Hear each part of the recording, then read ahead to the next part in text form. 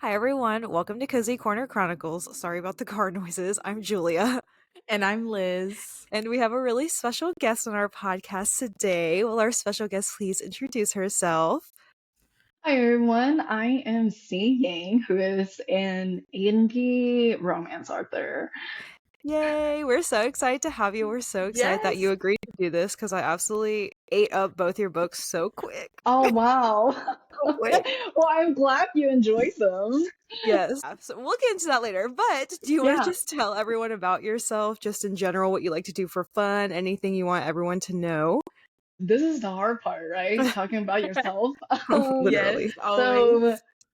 let's see. Lately, I have been reading a lot, which is great. I feel like being an author, one of the things is that I can only, well, for myself, I can only focus on one thing at a time. So ever since becoming an indie author, I haven't had much time to read. Yeah. And ever since my most recent release came out, I've just been reading a lot. So I've been binging a lot on monster romances. And it's just Mm. been really fun because they're novellas, so they're really quick readings, and I can finish them in like 3 to 4 days or so. So wait, just clarify what classify because there's so many sub like realms Yeah. of romances. Does monster Mhm. romance specifically, are we talking like vampires? Or are we talking real monsters that are fictional type of vibe? Okay, so I think vampires fall under paranormal Right, okay. romance. Like, I think it's the same for werewolves too. So, Mhm. monster romance is basically when the one is human and then the other is anything that's not human.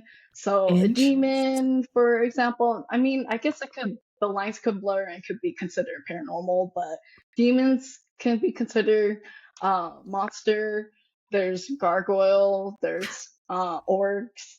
Yeah, very interesting. One of the ones I really like is there's dragon. I really like that one. A But dragon. yeah, but then orcs are was my first one, and I Yeah. really like that. It's like a human falls in love with a dragon. Yeah, so it depends on like the context of the book, but yes, so it's like a human with a dragon. They can be shapeshifters too, so they have a human form or dragons where they're in like their Oh. original form. It just depends on what the author wants. And Interesting. so I've like delved into that and I really like it. And so I've been That having a sounds lot of Interesting. fun. I know. interesting. Yeah. Yeah. Liz and I were just talking about this. I haven't dove like into monster romances, but Uh, recently I got into like Omegaverse, and oh, okay. yeah, Yeah. I don't know if I was like prepared to go into the Omegaverse. Oh, I okay. was like, Yeah. oh. Is it because of Bride from Allie No, Hazelwood actually it or? wasn't because of Bride. It was because I collect on my bookshelf Asian authors, like that's what my primary focus is on, so Mm. that way I don't buy every book known to man. But Uh, either way I still buy too many books. But yeah. there's an Asian author who wrote like an Omegaverse, and I've never seen an Asian author write that kind of romance before. Oh. So I was Oh, like, okay. yeah, and it was on Kindle Unlimited, so I was like, yeah, I'll like read it. Oh. hmm Oh, what book was it? So It's I can called check it out. it's called The Scent of Us by I think That's it's Eliana or Iliana. I forget how you pronounce it, but it's Eliana, and she uh, it's yeah, it's a lot of smut. I think I just wasn't mm. prepared for the why choose aspect because I think it's like five. Oh, okay. Yeah, it's like five Oh, that's a guys and one lot. girl. Yeah, I was like, I said, oh, you like really why choosing? Yeah. So yeah, if you ever read it, let me know. Oh, that's interesting. Yeah. The thing is that why choose is really hard for me because I feel like I'm a ride or die, and so like I only really like one, and I would just be biased towards that one person, and so I can't do why choose, but this is interesting. Yeah, 5 and 1, yes. yeah. 5 is crazy. But trust me, when I was reading it, I was like, "Whoa!" This is why I don't think I was prepared for Yeah. Omegaverse because I think every Omegaverse book is like that, and so I don't Okay. know if it's something I like, but I'm in now, Oh. so I'm just gonna read it. Oh, okay. Yeah. Yeah. That that is interesting. I haven't really gone to Omegaverse only because I used to write fanfics a lot, and that Yeah. was actually really popular in the fandom that I was writing in. But I like Mm. never actually really got into it. But I know it's popular, and like the whole werewolf thing is really popular too, which I like. But the ones that I read weren't specifically Omegaverse, Yeah. so I never got into it. But that's good to know. Yeah. So just beware if you're ever going to venture into Omega Versus for both of you. Yeah, I'm just a baby and I still read like the little baby romance novels. Like Mm. I haven't dove into like fantasy. Like I have like Fourth Wing and Oh. stuff and Mhm. I'm scared to open it. Oh wow. No, but you should read Romantasy. It's so good. I can Okay, vouch. I will. Yeah. I will. I'm just scared, you know, Yes. like I'm a creature of habit. So it's like I like what I Oh, like. And so I'm like scared yeah. to like open it and be like, "Oh no, I don't like it." But then if I don't finish Oh, the book, like that irritates me. So I have to finish it even if I don't like Yes. it. oh my God. So you don't like to DNF books then? Yeah, Liz and I are the No. Oh. same. Like if I'm reading it, I'm there. Like Oh I'm gonna, wow. even if it takes me 10 years, I will finish that book. Yeah, Rest assured. yeah, that used to be me too. But then once I became an author, I was like, I don't have time to be patient enough to read a book, so I Yeah. have to learn how to DNF. Like if I'm just Yeah. not vibing with the book, I have to Yeah. put it off. Maybe there is something about it that I probably won't make me not want to read it again, or maybe I'm just not in the mood, because I Mhm. Yeah. am a mood reader. So Yeah. I feel like there's so many elements that plays into why I stopped reading a book. But Yeah. yeah. There was a book that we'll keep unnamed that Julia and I read that took forever cuz like Oh we didn't wow. want to stop reading it cuz we had started, but like we'd be like, "Do Oh. we have to read it today?" It was yeah, scary. But that's Oh. okay. You just It's sometimes you just okay. have to push through, but Yeah. that's fine. But so far, yeah. We'll just leave it at that. But Okay. so down to the real questions now. Sorry, we kind of Yeah, digressed, No, but it's who doesn't fine. love a tangent. good like romance? Yeah, literally. I know. So with now, like with your latest book releasing, what inspired you to write your latest book and how did that idea kind of evolve over time? With my latest book, it's called No Summer Hotter Than You, and it's about my two main characters, Shaw and Anthony, who are best friends, and they start to fake date in the middle of summer. So with the concept of this book, I knew I wanted them to fake date ever since my debut book, Something's Never Changed, because it is a part of a series and Hmm. they are mentioned in the first book. So I've always known I wanted them to fake date, but I didn't know why. And I didn't know how I was going to get there because my first book is also a Friends to Lovers, just as this book, it's a Friends to Lovers, but I added fake dating into it, like to add some spice. I didn't want it to be the same because it could easily be the same as well. And I really like fake dating too, because I think it's one of my other tropes that I just love consuming either in reading or watching. And so I just thought it would be really funny if Anthony was the one that was cornered into having to come up with a fake girlfriend, and Shua, who is his best friend and also had a crush on him for like a year or so because of the incident. I just thought it would be really funny that he's the one that comes begging, "Hey, can you be my fake girlfriend?" And I really wanted to add another like comedic element to it, which is to add a very nosy aunt who wants to play the matchmaker. And I think it's very Mhm. true to Asian culture Yep. and to like the Yes. Asian immigrant experience where you have nosy moms and nosy aunts who wants to pair you up with Their somebody's son. like, yeah, their son's like, hey, would you want to marry my son? Like, no, I do Yes. not want to marry your son. Please don't ever ask me this question ever again. I will choose who I want to marry or who I want to date. Like, don't matchmake me. So, yeah, and that's just how like the concept of the story like went off. I also kind of imagined that. I wouldn't have imagined Shua to be the one to ask Anthony. Like, she just is still a Yeah, little shy in terms of who she is with Anthony. So I think yeah, you did a really good job with putting Anthony there as like the person yeah, to initiate that. yeah. I think so too. And I just feel like if Shuo was in that situation, she just wouldn't fake it. She'd just be like, "Well, I'm not in a relationship, so Yeah. what?"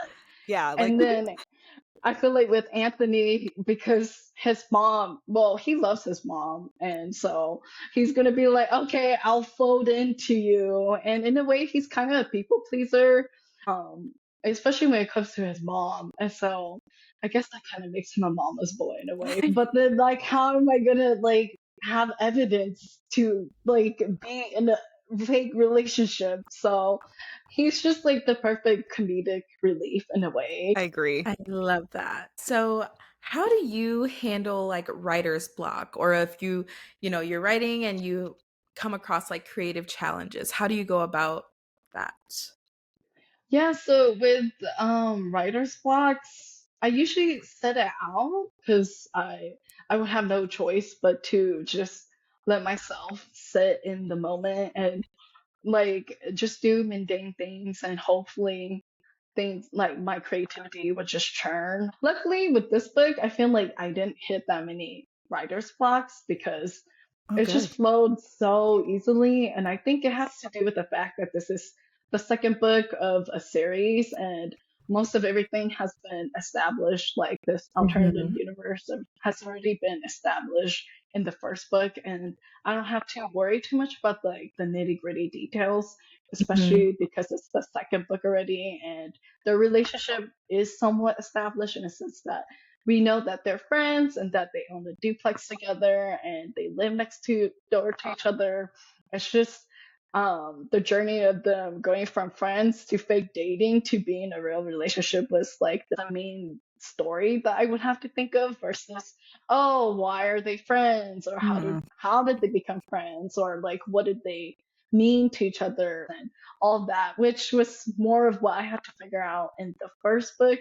And that Hmm. did take a while because I feel like with the first book, it took me, I want to say, a year to write or so. Oh, okay. Like, at least, yeah, it did take me a lot longer, and I had a lot more versions of that book than the second book because I feel like with the second book, everything's just flushed out really nicely. Thank God. I think it just depends on like the couple too. That I think that part plays like a huge role in whether or not if I will experience a writer's block. I don't know how Hmm. this third book would be because I feel like it'll be a little different because I do have different plans for it. So So is it going to live in the same universe? Now I'm curious. oh yeah, so I think I did make a little post about it. Yeah, it'll be the same universe. I don't think anybody has asked me yet, but it will be Jonathan, who is the cousin of Shua. And I did drop like a little Easter egg at the end. Yay. Sorry. I was like just thinking about because I feel like that I've never thought about that way where if it's in a series, you're right. Like you don't have to establish the relationships between Hmm. your characters as much because you already get Easter eggs throughout Hmm. the other books. Yeah, yeah, So exactly. that's a good point you make. How long did it take you Yeah. to like draft the second one? With the second one, I want to say it took me like anywhere between 3 to 4 months to write because Wow. Wow. well, writing itself probably took like 2 to 3 months, but the planning took about a month Hmm. because I like I knew what I wanted for the second book, so I I think I'm kind of glad that I did what I did, but there are some things that maybe looking at it hindsight I could change a little bit, but it's already released, so it Yeah. is what it is. I Yeah. mean, I mean, it's amazing. I love both books. So Okay. whatever you can, I'm telling you that it was fantastic. Oh, thank you. But how do you develop authentic and compelling romantic relationships between your characters? I thought about this question quite a bit because I was like, how do I do it as a writer? And I think because we all love consuming anything romance, so I'm sure you guys Mhm. watch like a lot of romance movies, series, and dramas. Because I was looking on your Instagram and you guys were posting like quite a few like Asian romance series and like shows, right? And Yeah, so we all consume Asian romances, Asian like TV shows, unfortunate. and yeah, and there's just like some media that I've consumed before where I question, why do these two characters like each other? Like, Yeah, Mhm. are you just forcing them to be together because for the sake of them to be together? yeah, Or is there an actual genuine connection between them? Because I read like some books and consumed some media where I don't understand why the two characters are together yeah, or Mhm. why they have to be forced together. Mhm. So for my stories, I just really want to focus on the why. I think, and some things never change. I focused it on it quite a bit, and then I still do it the same in No Summer Hotter Than You too, where like the two books they both focus on the friendship quite a bit and the reasoning why they are in love with each other, and it's really because they support each other in different ways and ways that they need, and so for me, in developing an authentic and compelling relationship between the two characters, it's just to really explore their relationship outside of hmm the romance. Especially Mhm. for friends to lovers, I think it needs to be established that, hey, they are friends and they genuinely care about each other, besides the fact that they're in love with each other. But I think it would be different if I was to write about different characters where they have different relationships. right. I agree. I Mhm. have seen quite too many Asian dramas in my life, and I felt like I understand what you mean because I feel like in Boys Over Flowers, I like didn't understand why the main characters actually liked each other, and Mhm. it like took a while to get there. No hate to Boys Over Flowers. Please no one come at me sideways while I'm on this podcast. It's just I didn't understand and I understand what you mean by that. But also, friends to lovers, one of my favorite tropes, not only in Mhm. books, but in real life as well. Mhm. Yeah. Well, then Yeah. speaking on tropes, what is your favorite romance trope? Um, I would say my favorite romance trope would be friends to lovers. I don't Mhm. know. There's just something so cozy and comforting about that. And I think for myself, the partner that I would want is my best friend or somebody who can be a best friend. And so I think I romanticize that, which Yeah. is why I really like friends to lovers. And then fake dating is like a close Mhm. second, along with marriage of convenience. I Marriage of love marriage of convenience. convenience. I don't know why. It's just, I think it's because it's kind of similar to fake dating in a way, Yeah. but you're married to them. And so I just love it. It's like one of the things that I've always loved growing up watching all these Asian dramas. I Love have to it. agree. I feel like it's the concept of like you see two people who have to make the best of a situation and then they end up falling in Hmm. love. Like what more Yeah. could you ask for? Yeah. Oh, I was gonna say, going off of that, like marriage conveniences is like a level higher Yeah. than fake dating. Like you're actually married to them, and so you see them. You're living with them essentially, and maybe sleeping in the same bed. It's up to you. And so, like, there's just so much more intimacy, and I just love it. Yeah. Same. Yes, and I was going back to the friends to lovers. I think it's so fun to see it in books too cuz it just makes you so giddy. Like Oh when you know no, cuz then you're like I knew they would be together. And I like you already know. know what the ending is going to be like but you finish it anyways. That's my favorite. Yeah, I love watching it more. I don't know why. I just love consuming it more because I think there's a Korean drama that recently came out that's friends to lovers called Love Next Door. I literally was that's on my list. I haven't started, but Yeah. it's I'm Oh waiting my for all the God. episodes, so You should watch it. It's so good. It's like I would say it's probably one of the best friends to lovers Korean dramas I've watched because you really do get a foot to see their friendship. Like if you are somebody who likes it a little slower, where you get to explore their friendship with them, yeah, I would say this one is for sure like one of the better friends to lovers. Like it's just so wholesome and it is kind of a family drama. It reminds me of Something's Never Changed in a way where Yeah, they live the next family. Yeah, door and their moms are best friends, so which meant they grew up together. And I'm like, why does it seem like something's never changed? And there's a lot of missed opportunities. I literally was waiting for the whole thing to come out before I start that. Korean dramas, if our listeners don't watch any Korean dramas, if you want slow burn, like times 20, watch any K-drama and literally the first time they Mhm. hold hands, you're like Oh my screaming. god. You're so happy. They look at each other sideways and you're like screaming. So, Yeah, exactly. Yeah. so what is your love language, and do you think it influenced how you wrote like your romance and your novels? Because I mean, you said you like friends to lovers and all that stuff. So, do you think your love language also had a play in that?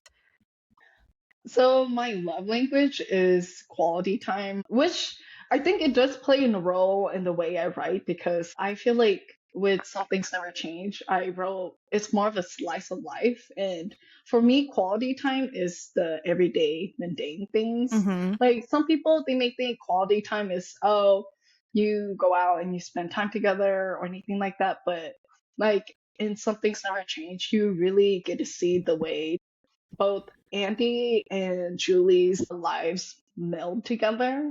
And to me, that's like quality time because I get to see the tiny little things that they Yeah. spend together, and whether it's just drinking coffee or tea together in the Mm-hmm. morning or something, or eating like a simple breakfast. Like that's the same for No Summer Hotter Than You because I add the element of them having breakfast together. And to me, that's like the quality time that I really like that's shared between the two characters, especially because they're best friends. Little stuff. I don't know if readers enjoy it, but I I like do. doing it. Oh, I that's do. good. I feel like my secret six love language is people who pay attention to me and the things that I say. So it's like even the simple things that Anthony does, like bringing the coffee just how she likes, and I'm just like, oh, my I heart, know, like I it's can't. so cute. Yeah, I'm with you there. yeah. Or remembering her order and it's like, here, I have lunch for you, exactly how you like it, because I love you that much. I'm like, yes, please. I'm the To same. be seen is to be loved. Oh, I Literally. That is the know. secret six love language. To be seen is to be loved. What strategies do you use to build and sustain romantic tension throughout a novel? So this question got me for quite some time. I suppose I use the strategy that I use would be just like them flirting, of course. I would say in Something's Never Changed, like there's a lot of physical touches, like every now and then, like Andy really likes to touch Julie's earlobe is for the earrings that he gave her for Christmas. That I remember I wrote one of the scenes for that and I was just like screaming internally because I was like, yes, this is exactly what I want. And like the little things that they would say to each other. Anthony is also like really flirty in his own way. Like there's that scene where they kiss for the first time and he leans towards Shaw and whispers, "Kiss me like I'm all you've ever wanted," or something like that. And I was like, oh my god, yes, this. And it's really funny because my editor was going through my manuscript and she highlighted that part and she was like, wow, this is hot. And I was like, I was like, yes, it is. I'm glad you see it too. And putting the main characters through awkward situations is a great way to elevate the tension, of course. Mhm. I feel like in Something's Ever Changed, they kind of do it to their own selves. I would say just mainly that because I haven't really thought about the method that I've Yeah. used to really put them in these romantic tension besides putting them in awkward situations or them flirting with each other either intentionally or unintentionally. But no, I agree. I think what you said was perfect. Like using banter, everybody loves good banter, whether it's like Yeah. flirting or even like in enemies to lovers when they're Oh both yeah. just so sassy. You're like, ooh, the tension is building. Yes, Oh, yeah. I It's building. know. So I'm with you there. So what is like your journey to being published? I know everyone's journey is different. For me, my journey, I feel like it's a pretty long one because I started writing when I was 15. So I wrote a paranormal YA romance. And at the time, I printed out everything that I wrote onto computer paper and I put it in a binder and I gave it to my friends at school to read. So my I love it. so-called book, yeah, so my so-called book was being passed around in all my classes for all the girls to read. And I still have it to this day. And I Cool. know, and so it's like this vampire YA romance that I wrote. And I remember my aunt asked me, well, now that you wrote this, what are you going to do? And I remember I told her, oh, I'm going to publish it. And then I was looking at ways to publish it traditionally, but then I was like, well, there are options to publish it like by myself. Yeah. But at the time, I don't think KDP existed. So Kindle Direct Hmm. Publishing hasn't Hmm. existed yet. And even at that age, because I was 15 at the time, and this is like the early 2000s, I knew even then that as an Asian girl, my voice was going to be gentrified, as in Hmm. my characters would definitely be not Asian, they will be white more than likely because it pertains more to a mass, quote unquote, mass audience. And Hmm. so I didn't know how I feel about that, and that's probably one of the reasons why at the time I didn't want to pursue a professional writing career because I didn't think that anybody would want to read a story about Asian woman or Asian girl growing up in California or America per se. And not just that, but my mom also passed away when I was a teenager. Hmm. And so because of that, I also decided to pursue something that was considered more logical or more quote unquote substantial. So I went to science and I tried to pursue science for several years, but which, I mean, I think it's not a bad match, but I didn't really enjoy it too much. And I'm still in science, so now that I'm a little older, I feel like I'm finally able to come back to myself at Hmm.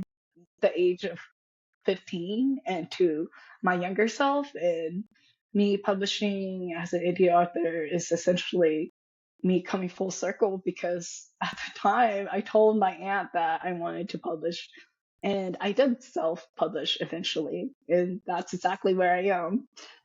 I feel like, yeah, everyone's publishing journey is just so different and it's always so long. So I'm glad you were able Oh, to yeah. come full circle and kind of just almost fulfill a dream for yourself that, like looking back on your younger self, you'd be like, oh my gosh, look where I am today. Like that type of vibe.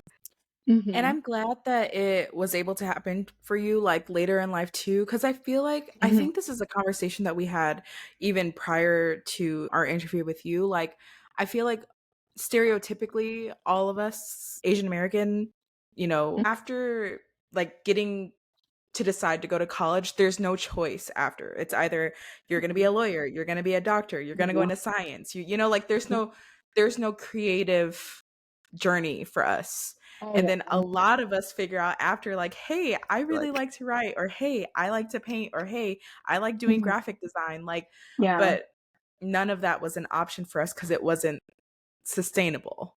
like, yeah, Yeah. exactly. So Yeah. you said you are still doing science. So are you like studying science right now or?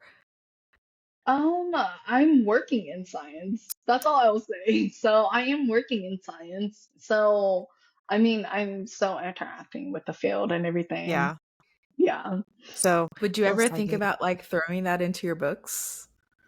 Yeah, so I thought about that because Ali Hazelwood Oh, was really the one person that made me consider it. But the truth is this, I don't love science enough to do that. fair. Mm-hmm. Yeah, because I thought about it and I'm like, why is it that I never added the two together? Like, Mm-hmm. I love it, but I don't have a passion for it, which is very different. And I would say that's probably what sets me apart from Ellie Hazelwood is that I am not passionate about it versus I'm sure she's much more passionate about it than I am. Yeah, no, that's a good point. Because, yeah, I feel like Allie Hazelwood kind of dominates that STEM love story. And she's the reason why Yeah, STEM love stories have like been a part of my bookshelf as well, because she just writes it so well. And I agree. You just have to have like a level of passion for science to yeah, be able to write so accurately the way that she does. yeah, exactly. Yeah, and then like, because I tried to read The Love Hypothesis Mm. again, and I remember the first time I read it, it was a little triggering because there's just like certain things about academia Yeah. that is triggering for me. I was like, oh my God, this is so stressful. And then the second time, I'm like, I can't do it. So I had to stop reading it because I'm like, no, this is too triggering. My friend she was the one who told me to read Allie Hazelwood and specifically the Love Hypothesis. And she Mhm. was going to grad school at the time too. And it's just like, she had the opposite reaction where she was like, "Oh my God, like I was working with mice too. And this book was just like everything that I was going through, minus the professor part, of Yeah, course." But she was like, "Oh my God." And so I was like, "Oh, okay. Like if you're that into it, then I'm going to have to read it." So I completely see where you're coming from too, because like yeah, grad school is not easy in no, any way, it's. especially as a female in STEM Mm-mm. too. Well, it's no joke. I would say, like, my experience as an Asian woman is slightly different. It is right and it is correct for the most part. Yeah. Okay, so are you Team Andy or Team Anthony? Yeah, I was like smiling at this question because I'm like, well, I mean, I don't want to admit it, but I will have to admit it because I'm team Anthony. I was like, because, like, okay, I love Andy because he's the first one. He's like the firstborn, but I love Anthony so much to the point I almost called him my husband at the store. I was trying to update my sister on my writing process, and then in my brain, I think I was going to say Anthony, but then my mouth was forming the words my husband. So I was going to call him my husband. And I'm like, wow, I must be really in love with this man because I was gonna call him my husband, and I never even called Andy my husband. I used to write a lot of fanfics, and I typically write grumpy cinnamon roll NMCs. And so with Andy, he's like my comfort zone in the sense that he's a cinnamon roll Mm-hmm. NMC. But with Anthony, he's a golden retriever, and so he's my first golden retriever NNC, and I just really love that energy that he brought. He's just like a ball of sunshine. But I can't say that overall he's my favorite MNC because there's another MNC that's been living in my brain rent free, and I can't talk about him because I haven't even thought about writing his book yet, but he exists in the back of my mind every day. And so, yeah, like definitely Team Anthony. I But feel like I knew your answer for this one because I did see your Instagram post where you said you were like texting your sister about Anthony. And it's so hard to choose though. Like I don't know how people choose because I'm like, but I will say when I was reading both your books, I think I was more team Andy, but I only think it's mm, because like the acts of service was just killing me. I don't know. And then oh my it was god. the confession scene where of course Julie blurted it out first, and then Andy was like, "Oh, dang, you beat me to it." And I was like, "Oh, like I can't. I don't know. Romances do something to me." And So you're saying you're Team Andy? That's fine because I have other readers that are like, no, I'm Team Andy all the way, and I'm I like, like good both for though. you, Yeah, like good don't for get me wrong, you. because I love both. I just think if I had to pick one, it would probably be Andy. Like No, no worries. so I know we kind of talked about like your mom passing, and I remember reading like when you were writing that, you took some inspiration from your mom passing to write about like Julie's dad passing. Do Hmm. you think after your mom passed, it impacted your writing differently at all? Hmm.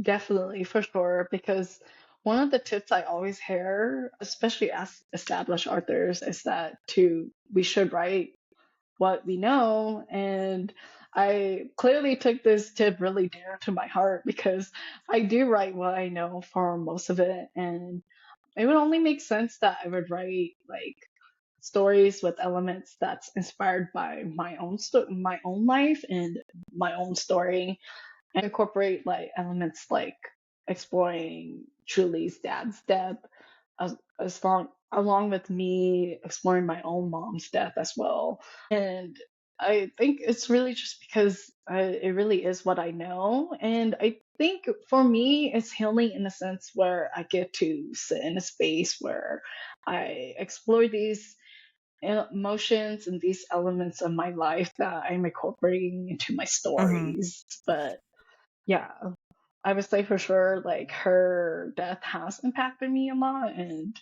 because my family also plays such a huge part of my life when it comes to like our heritage and our culture, our families plays a huge role in our life. And so I feel like with my recent stories, family plays a huge role in each of my books so far. And that's because that is true to our lives. And I also get to explore a lot of the dynamics of having the death of a family member or having an absent parent or like having like toxic parent child Mm-hmm. relationships and things like that, which is like pretty common, Yeah. especially in Asian immigrants for sure. Yeah, Yeah. like it's almost I therapeutic and stuff. Hmm. And I think it's really impactful too that there are authors like you that do incorporate like bits and pieces of your life, Hmm. because I feel like a lot of the times as Asian Americans, like we Hmm. can't find a lot of books that can Hmm. relate to things that we've Hmm. experienced or things that we've Hmm. gone through.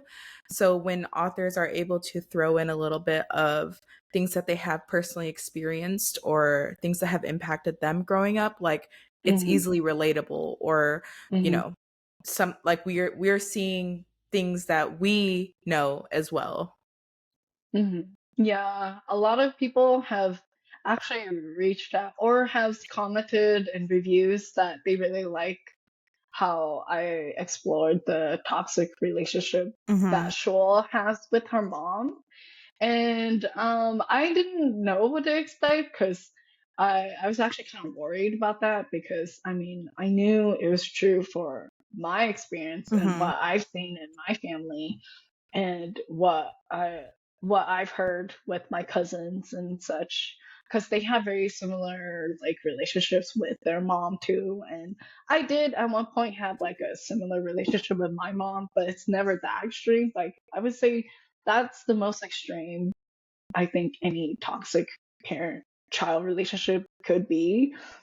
I'm really glad that people appreciate that I even touched on that or that like I expanded on that a little bit and to really see how Anthony processed what's happening to and stand up for her because and when you are in that kind of situation, especially as a daughter in these like very patriarchal communities, it's really hard to stand up for yourself. One of the reasons why I have Anthony stand up for her is not because she can't stand up for herself, but because he is a man in a way. I know some people may view that like as oh, maybe she should learn how to stand up for herself, which she it does eventually, but the fact that Anthony is a man and doing that, it just shows her that she can also do it for herself and she doesn't always have to rely on him, of course. I really like that I ended up there because I think we all need therapy, Yep. especially if we Yeah. have Asian immigrant families.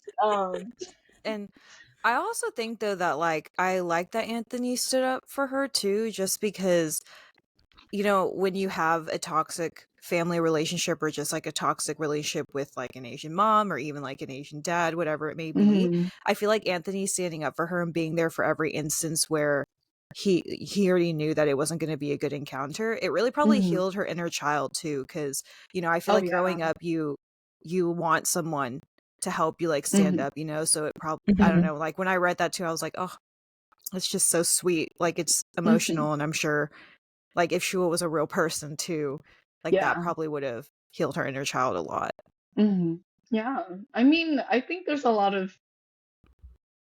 of people who can relate to Shaw Mhm. in a way where she is that quiet like strength. She's not like loud or anything like that, but she has this like very quiet strength about her Mm-hmm. Mm-hmm. where she does take it like it is, and she just learns how to like work with the situation that's handed to her, and most of the time that's her mother. And like my mom was like that too, because yeah, it's been years since she's passed away, but I remember having that kind of like relationship with Mm-hmm. her. And so like it is, like you said, it is really healing to have somebody to stand up for you in that moment and to draw the line and the boundary, because I think that's where you need it the most, is that especially as an adult, is to draw the boundaries. Mm-hmm. That's the thing with Asian families, is that there are no boundaries. And Yes. so yeah, so Mhm. it would only make sense that he, as an outsider, he would be the one drawing the boundaries, because it like then I feel like because he's an outsider, his her parents are more likely to respect him Mm-hmm. too. Yeah. But someone made a really good point like a while ago. My mom had like called me to do something, and at my Mhm. great age of 27 years old, I still feel like a child to her, right? Like I will never Mhm. grow out of Yeah. being like that 16-year-old girl. I always have to do what Mhm. my mom says and stuff like that. And the girl was Mhm. like, "Well, Yeah. why don't you just say no?" Say no? Exactly. Say Like, no to who? no, I agree. Like, you're completely right about the no boundaries thing because, Yeah. oh, like saying no or trying to draw a boundary is more so deemed disrespectful. The limit does not exist when it comes to Yeah. being in your business. Exactly. So, Yeah, exactly. Because like I was thinking about there's a scene where her younger brother has decided to leave the house, mm-hmm. and her mom calls her to tell her that, hey, there's like a family dilemma happening right now. You need to come. And it's like she's there because she has to be. I don't think I Mm-hmm. explained it because I'm thinking of it in like my Asian American mindset where it's like she has to be there, but I don't know if somebody from another cultural background is Mm. wondering, why is she there? You know, Mm-hmm. she doesn't need to be there. Like, I never thought of that, but then I'm like, well, she has to be there because that's just That's what how is it works. expected of Yeah. her. That. Yeah. Mm-hmm. Yeah. Hmm. You make a good point Yeah. because I mean, when I read it, I just like did. I was like, yeah, that's normal. So you make a good Yeah, point. Like, I didn't exactly. even think about that either. Yeah. Yeah. I didn't even think of that Mhm. either. Like people are really confused. Like even when I say like I really don't have boundaries, especially with my mom, like whatever she says goes. Like Mhm. there's no if, Yeah. ands, or buts. Like to this day, if I were to ever say anything, she'd be like, "Why are you talking to me crazy like that?" But like there Yeah. there's never a time where you like grow out of it or where Hmm. like you can say, hey, like I have a whole nother life, like I don't live with Mm-hmm. you, I'm married, like I don't know what you Yeah. expect of me right now, but like you can't say that. You don't even think about Yeah. saying that. Exactly. Yeah. And then I think the truth is that you just really have to learn how to say Mm-hmm. no. At the end of the day, it's just saying, hey, I can't help you. I'm like, I'm not saying this because I am disrespectful to you. That I love you any less, because they Yes, always you say don't love that you me. don't love them because you're saying no. And then I'm like, I Yes. know I love you, but I no love you doesn't so mean much. yeah, no does not mean I don't love you. It just means I don't have the capacity to take Yeah. care of this. Yeah. And then Yeah. yeah, my mom was always like, "See, that's why like when you're raised in America, you just Mm-hmm. don't get it. You're just so Yeah. American." And I'm just like, Oh "Okay, my I'm just going to God. walk away from the Yes. situation." Yeah, because like no Yes. matter They're what you always, say, it's like you're gonna make it worse because you try to Yeah. argue and then it turns into a big thing, and you're like, you know what, I'm gonna just I'm gonna go. Like this is it's yeah. literally in the background. Yeah. Yeah. Like, I'm going to hang up just so you Yeah. know. I'm like, you know what? Bye. Like, I don't Yes. have a, Don't call my I've done phone. that. Yeah, I've done that with one of my aunts before, because I was like, you're not understanding what I'm trying to say. So you know what? I'm gonna end this right now. Like, it got to that point, but Yeah. yeah, Which is saying a lot when it gets to that yeah, point. Yeah, I love all the It does. childhood trauma. Yeah. So Woo! I know. That we're unpacking right now. right. Yeah, It's just a therapy session to get the exactly. interview. I know. So last question. What are Mhm. you most excited about with your book that just released? So with this book, because it's a friends to lovers book, I was just really excited that I got to write another friends to lovers book and write it a little differently. And so because I've written two friends to lovers in a row, like I think it might be a little while before I write another one Mhm. like this. So I'm like going to put that on like the back burner until I come up with a better storyline one day. But like overall, what is really exciting that makes me really excited about this book is that it's just different from my first book. So with Something's Never Change, although it is another Friends to Lovers, I feel like it's a little softer when it comes to like the concept of it. It's like really soft, it's slower too. And with No Summer Hotter Than You, it's a little more fast paced, and the couple is different too, of course. Mhm. And because the two main characters are different, the vibe of the book.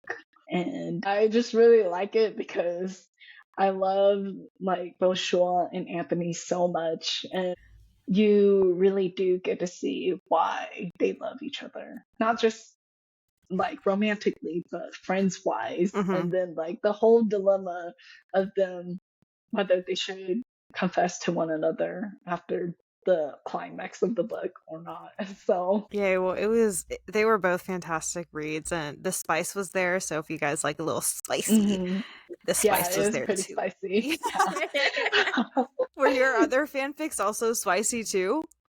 Yes. So I did write a lot of smut. Mm? Sometimes I would just write like the smut because they would be like there are some fanfics where it's just like really short, like a 2,000 word Yeah. like fanfic where it's just pure smut. I used to write that all the time. Yeah. And so it's like not any different from this, from what I'm doing, but except I have more plot and then smut thrown into it every now and Mhm. then. Yeah. Yeah. I was gonna say, like, I used to be like, no smut for me. And then I started reading, I was like, it's not too bad actually. I'm I like, kind of like I know, I'm it. like, I'm for it. Yeah. No, I love smut. Like I've always read smut. So This is right like up your alley. even Love it. yeah, so it's like nothing new. Yeah. I love it. Well, I love it. So Yes. I'm Well, thank glad. you so much for being Yes, here with us. We will Of continue to course. support you of always. course. Of So, course. thank you so Thank you so much. much. Yes, thank you so much. And of course, everyone, please support her as well. Both her books Yes. are also on Kindle Unlimited, which, come on, Yes. Kindle Unlimited. And I will be waiting for Jonathan. Okay, I will be patiently waiting. Okay. So, but thank you so much once again. Of course. Thank you so much for inviting me. Yes, bye everyone.